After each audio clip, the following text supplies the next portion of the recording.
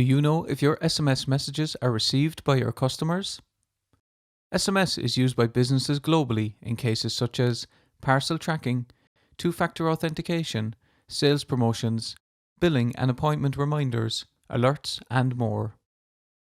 With Spearline SMS Assure, you can use a Spearline number to test that your service correctly receives messages sent by your customers from within the customer's country. You can also test that SMS messages sent by you from your services are correctly received by your customers in different countries. This is done by sending SMS messages via the Spearline API to a Spearline number within the customer's country. You can check whether those SMS messages are correctly received on your devices. And it also gives you information such as the SMS ID, the timestamp, user ID, destination, and more. You can also access live data and analytics, which will highlight which SMS messages were received and which ones weren't via a Spearline API query.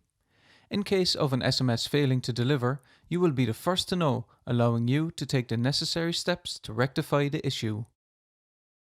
SMS Assure is an extension to the Spearline API that allows you to test the sending and receiving of an SMS message to a destination specified by you. Send an SMS message in country from your own numbers to a Spearline SMS number using the Spearline API to query if the message was received.